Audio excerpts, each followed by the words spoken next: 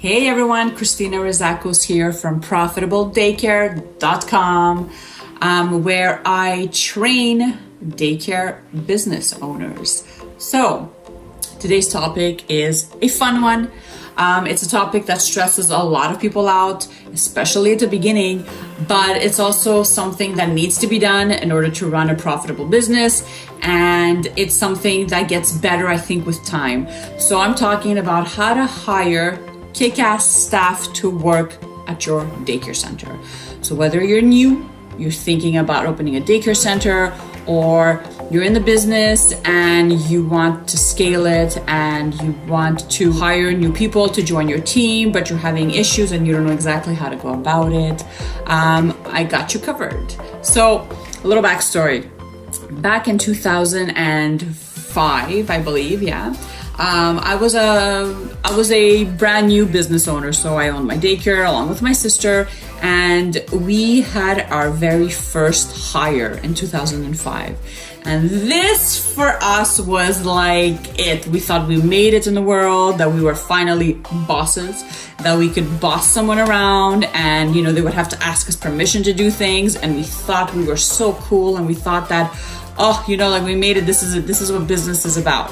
So we hired someone that ended up not working out well at all. And I don't want you guys to make the same mistake, because looking back, I was like, what are you thinking? What the heck were you thinking? But at the time, all I knew was I was here 25, 26 years old. My sister was even younger than I was.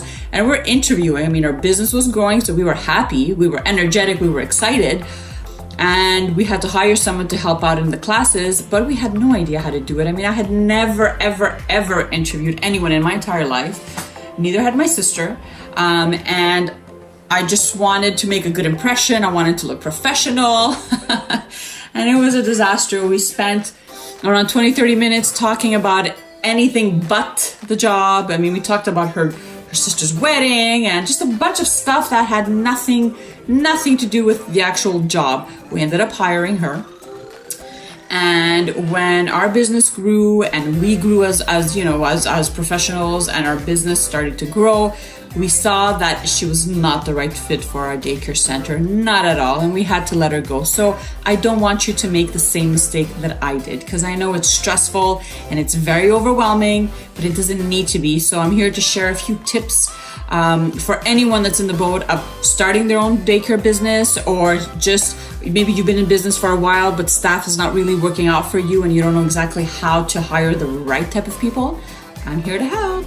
So step number one, this is something that I did not do for myself, and I totally regret, is sit down and craft a vision for your business. So what that means is I'm not talking about a business plan or anything like that. I'm talking about sit down and get clear on your vibe. What kind of vibe do you want to portray? What do you want people when they walk in your center? What do you want them to feel?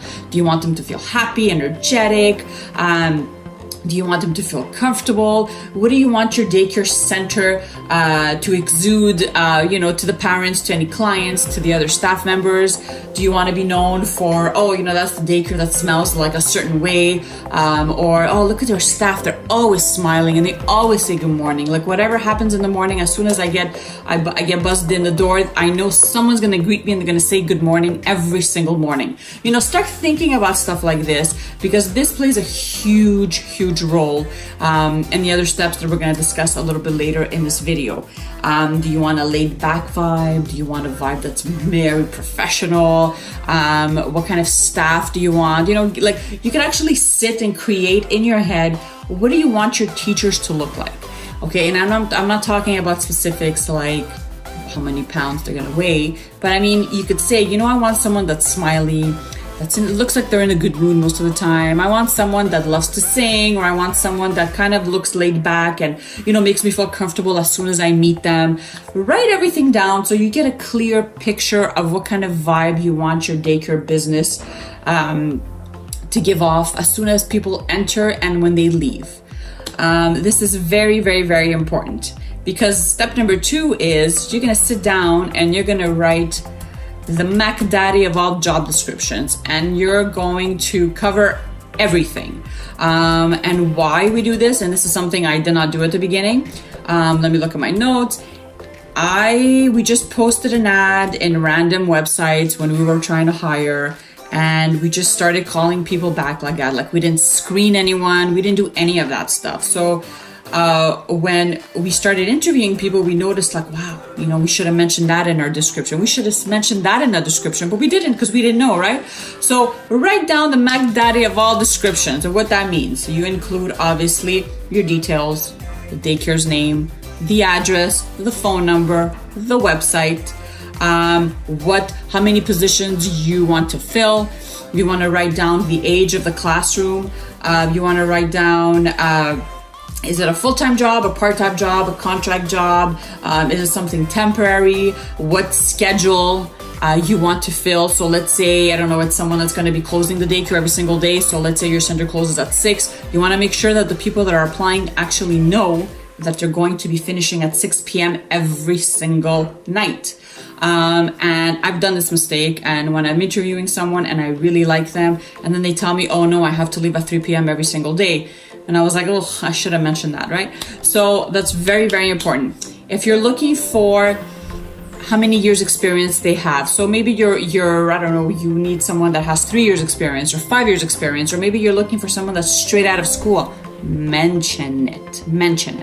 Certifications. So police check, obviously first aid, any early childhood education diplomas they might have. Mention everything.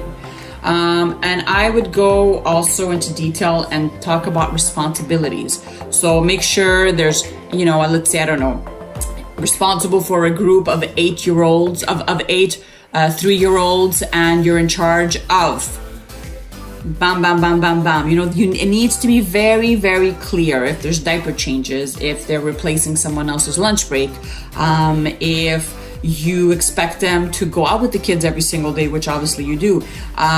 What kind of programs you want them to do? How often is programming? They need to know exactly what they're in charge of, because a lot of the times, and sometimes it's happened actually to us, that people come in the daycare and they say, oh, you know what? I didn't know it was for the 2-year-olds. I don't want to change diapers. Or, oh, it's with babies. You know what? I'm not very comfortable with, younger children. So you need to be very, very clear to make sure you kind of repel the people that don't want what you're offering, right? I would also mention skills that this person might have. So I love saying something like, we're looking for a great addition for our 3-4-year-old classroom. This person must love singing, love sitting on the floor and doing puzzles with the kids. You have to be a great team player, have a great sense of humor, someone patient. You get the point. A go-getter, someone that enjoys working in a team, but also is capable of working independently. So there's a lot of things you can mention here. So try to mention exactly what kind of skills you're looking for. Maybe you're looking for someone that speaks 2 languages, so whatever the case is for your daycare center, you need to mention it in the job description. What your center has to offer. So let's say you do trainings for your staff every month, or if there's weekly meetups. Maybe you do group trainings at the daycare center every 2-3 months. Maybe you offer amazing group insurances. Whatever it is that your center offers to their staff, mention it. And then at the end, I always mention the salary, and I make it a point to write it down, because a lot of the times when prospects come to my office and we start chit-chatting, this has happened in the past, I had not mentioned salary, and then I was very, very new to hiring, so it was very uncomfortable. Like, I was like, oh, okay, what do we talk about? Money? Do we not talk about money? You need to talk about money. This is a business. They're working. They need to get paid, obviously. So this has to be clear right off the bat. So whatever salary it is that you're offering, sick days, whatever's paid, lunches that are paid, whatever it is that your center offers and their salary, you need to mention it in your job description. And at the end, I always finish it off with, how do they apply? Do you want them to show up at your doorstep? Do you want them to do this by fax, by email, by good old-fashioned landline telephone? Whatever the case is, just try to make sure that you're very, very clear on how you're accepting applications. I would suggest to create an email specifically for applications. And then you know exactly when you open it up, you know exactly what's in there. So, you know, nothing gets lost, or, you know, you don't overlook anything. So that's my number 2. A lot of people ask, where do I advertise? And that's another biggie, and you need to be very careful. A lot of us like asking a friend if they know anyone that needs a job and all that, and that's okay. I mean, I've done that too in the past, but then that also leads to other problems, because let's say the person doesn't get the job, and then your friend's kind of looking at you like, well, why didn't you hire her or whatever? So you don't want that, right? So try to be professional, try to advertise in your local newspaper, in maybe local universities or colleges, especially in the department of ECE. There's a lot of amazing people that go there and look. And I've also had really good success with Facebook ads. Facebook ads, right? So those are the 3 areas that I would focus my attention on. Number 3 is the callback. And this is a fun one, because this is where you actually start to grow as a business owner. You start to feel empowered. You start, to kind of like take yourself more seriously, right? You've looked through all the resumes. You've made sure that everyone that you're calling back is legit, meaning they meet all the criteria. They have all their police checks. They have original programming with them. They have their qualifications, their certifications. Now what? Start calling them back. And I call back anyone that meets my criteria. So, and I know sometimes people get overwhelmed. They're like, well, but what if I have like 100 people that met it? You call them back. Chances are you're not going to have 100 people that are going to meet the criteria and that are looking for a job exactly in your daycare center, right? But I've called back 10, 15, 20 people at a time. And I tell you why I do it. Because chances are when you start really talking to them on the phone and you start, reserving 30 minutes to talk with them in person when they come to your office, and you start, giving the actual interview part, a lot of people don't show up. You have no-shows, you have people that call you and cancel, you have people that kind of panic and they just don't want a job, right? So they just don't show up, and you need to be prepared. So you call back everyone that met your criteria, and you ask them, you give them 2-3 availability. So you decide what days, you want to reserve for interviews. It could be in the morning, it could be in the afternoon, whatever. And you give them 3 options, and they decide which time is best for them. I would stay organized with something like calendly.com, or maybe an app on your phone, just to make sure you don't forget, because sometimes that happens as well. And you take their name and their phone number, right? And they're in your schedule. So now you got your interviews. And this is pretty cool. I also mention when I do call them that I want a 2 weeks of original programming with them, because I just want to see how they plan. And this is very important, because in my daycare center, I don't like closed-ended activities. I like a lot of open art. I like a lot of movement, and the staff members that I bring in need to know this before they start, right? So I always ask them to bring in 2 weeks worth of programming and original work. Like, I'm not talking about, photocopying something off of Pinterest, like original work. And that's it. So they're set up. We have my interviews. I usually reserve 2-3 days in the morning where I do this. Number 4 is the interview part. And this is a fun one too, because especially if you've never done this before, sometimes, I know I felt like I was like an imposter. I was like, is this person going to take me seriously? What do I ask? I don't know what to ask. What if they say this, or what if they ask that? What if I don't have a response? Which is why I suggest you take a big, it could be like a notepad or whatever, and you just kind of like write an outline of how you want the interview to go. Because remember, you're the one controlling the questions and you're the one directing the interview. So don't get lost in other things and talking about this person's mother and grandmother and this and that. You need to talk about what you're doing, which is trying to see if this is a perfect addition to your business family, right? So I would take down a paper and just write questions right off the bat. And so I make sure I don't forget anything. And especially when you're new to this, it's going to be very stressful and intimidating. So you might forget stuff, which is normal, but chances are you won't if you write it down. So just write it down on a piece of paper.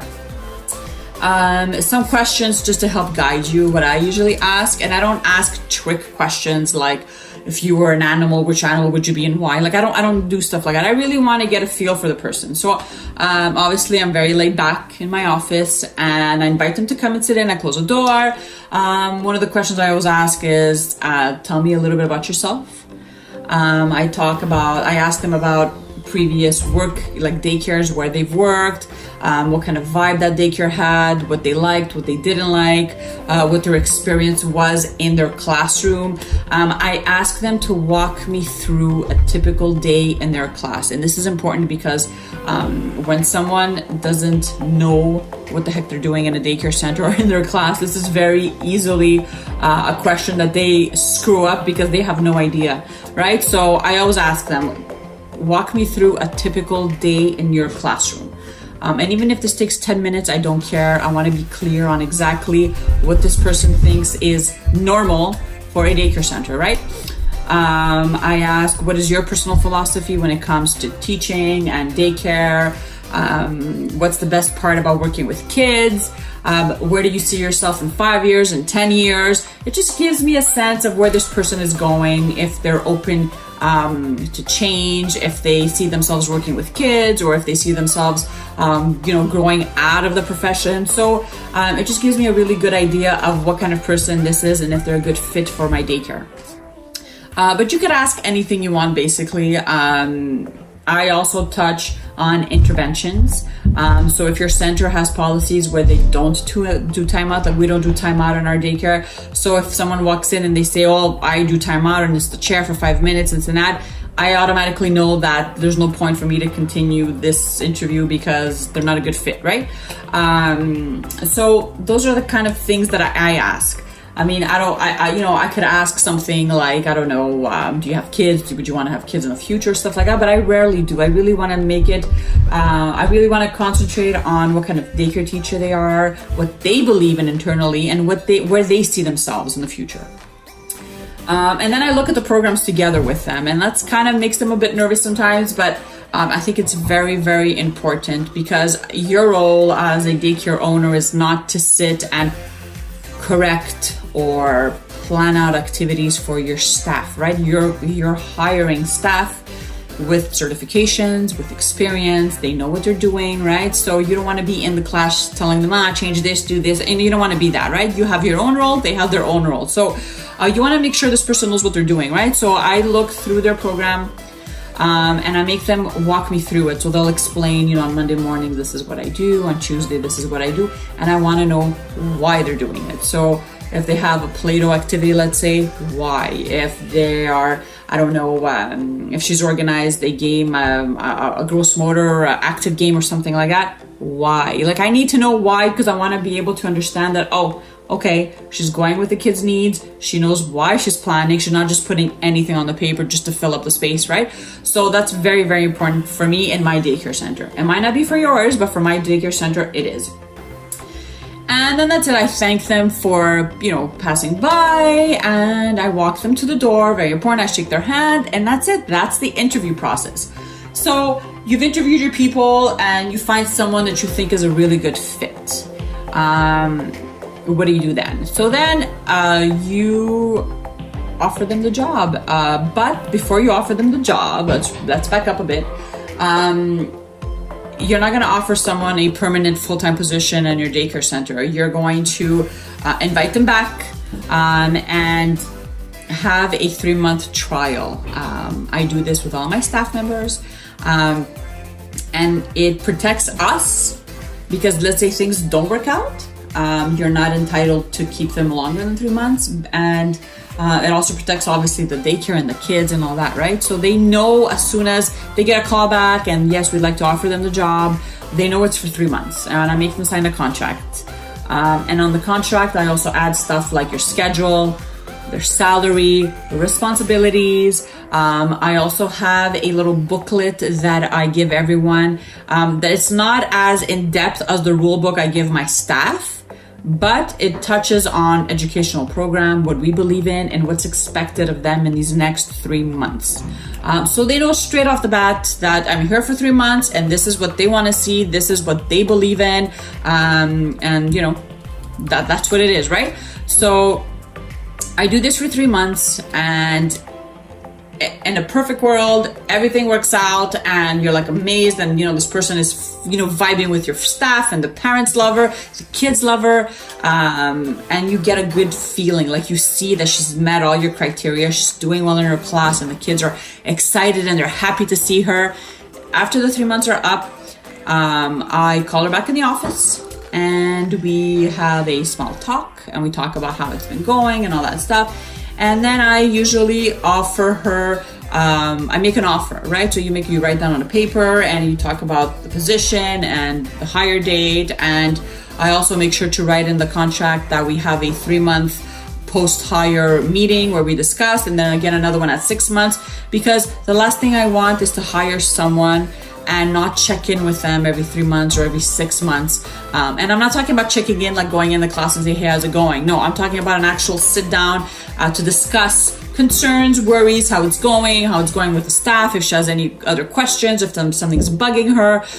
So I really want to make sure that this person is really, really supported in that way, right? So we do all this in the office, and then that's it. And then she's good to go. Then she has her shift, she has her schedule. The parents know that we tried someone out and it worked amazing, and she's a part of our team now, and that's what it is. So option number 2, if they don't pass your 3-month probation, you let them go. It's very simple. There's nothing else to do, right? Like, you've done your due diligence, you had 3 months with them, they're not vibing with your team culture, you don't really see them fitting well in your daycare center. When their 3 months are up, you call them in the office, you thank them for being there for 3 months, but you also tell them that you can't renew their contract because of your reasons. Reasons could be you don't fit well with our team. It could be you're not really, you know, what we're looking for in the long term. Whatever your reason is, be kind, be gentle, but be firm and get to the point. Don't drag it on. Don't be in the office for 20,000 years, you know, recreating this and that. Just be firm, because this person already knows that they were there for 3 months, and that there was a chance, if it wasn't working, that they were going to not be hired, right? After the 3 months was up. So I really, really hope that this video helped you. I know how difficult it is to start hiring staff, because we are dealing with children, right? And you want to make sure that everyone that you bring into your team believes in your values, is an extension of you. And chances are that if you create systems in place where everyone knows what they have to do and everyone's on the same beat, that you're going to attract the best educators to you. And that's just amazing, right? I've had staff in my daycare center that have been with us for over 10 years. And I mean, we've been open for 15. So it says a lot about our culture and about our vibe and about our systems. So I hope this video is of value to you. Don't forget to sign up for our newsletter at profitabledaycare.com, and I will catch you guys soon. Bye.